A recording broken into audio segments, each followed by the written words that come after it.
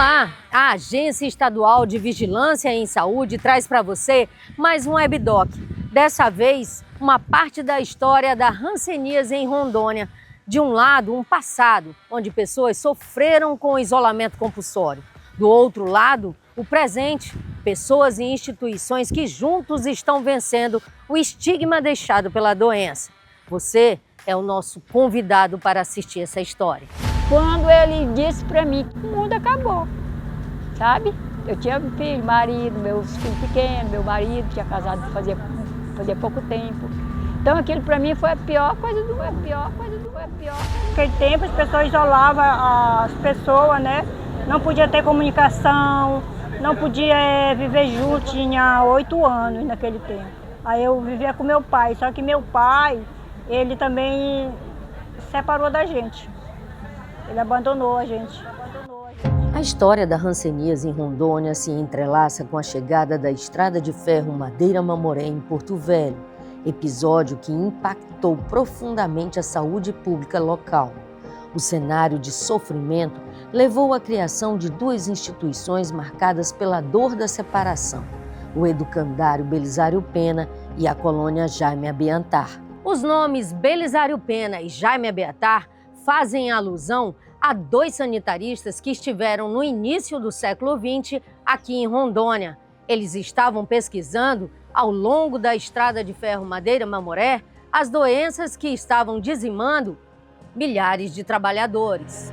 O historiador Alípio Pinheiro relembra um capítulo marcante dessa história, a criação de um educandário para acolher filhos de pessoas internadas compulsoriamente por causa da hanseníase. Bom, aqui o ambiente era já conhecido pela Madeira-Mamoré e como o bairro Triângulo.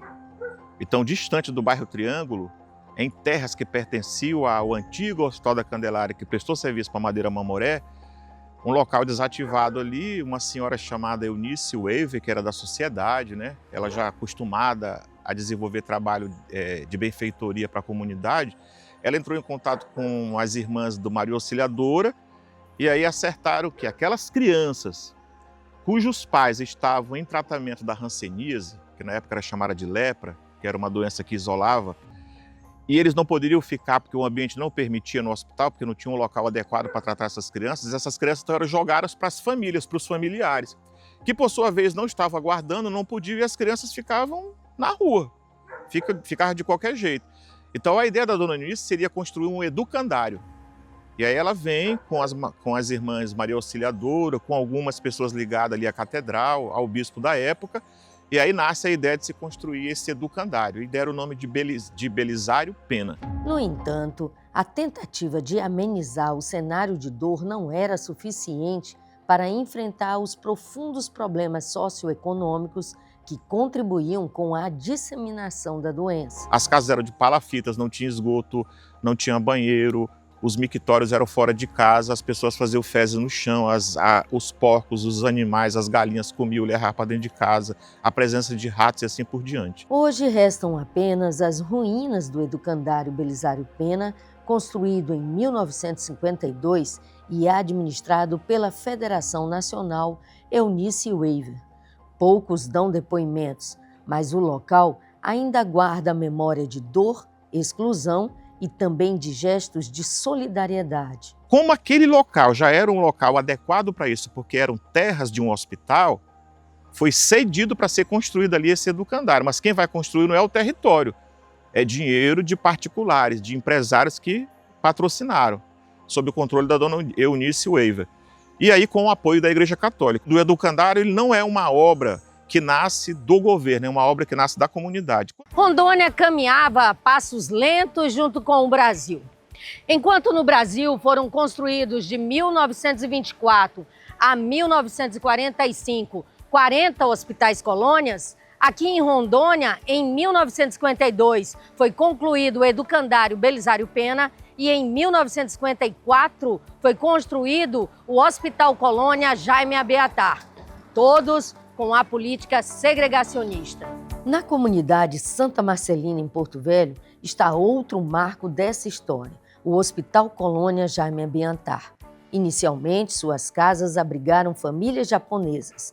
antes de receber os primeiros pacientes com hanseníase. Os primeiros moradores da colônia foram os japoneses que vieram nessa primeira migração. Esses ambientes foram emprestados às casas, não da frente, as casas aqui do fundo, aquele U de casas assim, ó, foram emprestados para os japoneses. Aí eles foram embora, depois foi se organizando, até que em 54 realmente vieram para cá os primeiros leprosos. Nos anos de 1950, em Rondônia, o isolamento compulsório era a principal resposta à hanseníase.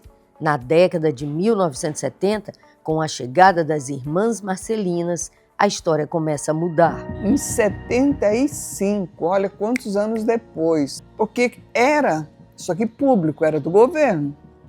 Foi passando e cada vez decaindo mais. O padre José Sardo, que era quem dava uma assistência espiritual, ele acabou assumindo a administração para ver se conseguia contribuir para uma melhora.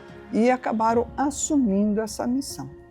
Então, foi essa passagem de uma administração pública para uma administração filantrópica. Com a Fundação Marcelo Cândia, o apoio aumentou. A Fundação Marcelo Cândia veio bem depois, sendo o empresário. A fundação é bem mais tardia. Marcelo Cândia é um empresário italiano, mas com um coração muito grande, que já se dedicava a instituições, dedicava os seus bens a instituições que atendiam, eles chamavam de leprosos, né? Aos leprosos. Então, um dia vindo para o Brasil, depois, em sendo necessário construir escola para as crianças com hanseníase que não podiam frequentar as outras escolas e também era longe, né? Aí se começou com uma pequena escola aqui. E Marcelo Cândia daí ajudou a construir a segunda escola. Então, adotou o seu nome. Depois, quando da sua morte, aí foi fundada a Fundação Marcelo Cândia. Foi criada a Fundação Marcelo Cândia, que até hoje existe, mas ajudando outras obras, não mais aqui, né? Ajuda mais nos países onde há maior carência. Às margens da BR-364 ainda existem casas da antiga colônia, algumas habitadas. E na comunidade, um cemitério com cruzes guardam a memória daqueles que viveram o isolamento. Hoje, esse mesmo lugar abriga um complexo hospitalar moderno e humanizado. Acolhe não só pessoas vítimas da hanseníase, mas também aqueles que travam a dura luta contra a dor de uma doença. A médica epidemiologista Arlete Baldez lembra que a virada no combate à hanseníase veio com o melhor entendimento sobre a doença e com a poliquimioterapia. A hanseníase não se transmite rápido ou com muita facilidade de uma pessoa para outra. Quando a história começou a mudar com poliquimioterapia. O que é isso? É uma associação de medicamentos que, dado aos pacientes e por tempo, dependendo da forma clínica da hanseníase, o que a gente chama de pacientes paucibacilares e pacientes multibacilares. Então, pacientes que tomam essa associação de medicamentos cura comprovada. Esse medicamento sistematizado, comprovado cientificamente, ele apareceu, vamos dizer assim, depois de muito tempo de luta contra essa hanseníase, quando muitas pessoas já tinham diferentes e graves graus de incapacidade, deformidade, e que até a pessoa que tem cura da doença, o medicamento cura a doença, mas não as sequelas que ela já deixou. O historiador Reinaldo Guilherme Beckler analisa em seu livro que, embora o isolamento compulsório tenha perdido força a partir da década de 1940, ele só foi oficialmente encerrado no Brasil em 1986 por decreto. O isolamento das pessoas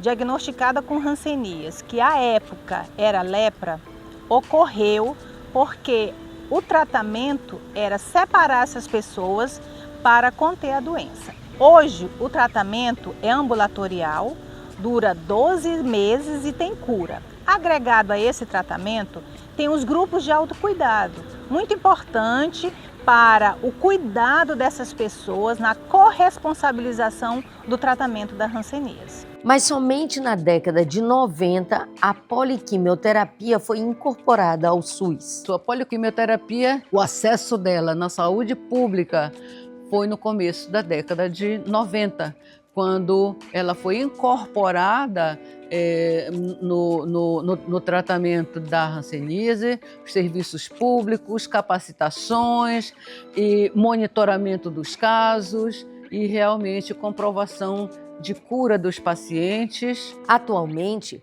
a Agência Estadual de Vigilância em Saúde é uma entre as instituições que decidiram ir além do serviço de rotina. A AGVISA investe em capacitação, reinserção social e no combate ao estigma. Transforma cuidado em cidadania, reparando os danos de décadas de exclusão. Eu descobri esse projeto e aí a doutora Maria Helena me informou e perguntou se eu queria. Eu falei que queria, mas meio assim, sem vontade, né? Aí foi quando eu fui fazer. E aí, menina, pra mim isso aí me soltei, sabe? Dali eu fui fazer as minhas coisas, eu fui vender. Pra mim foi maravilha e hoje eu sou a pessoa que eu sou. Vocês me conhecem. A senhora é uma artesã profissional. Trabalho, já viajei. Fui para Recife, já fui para Brasília, andei por todo canto, vendo minhas coisas, me sinto maravilhoso.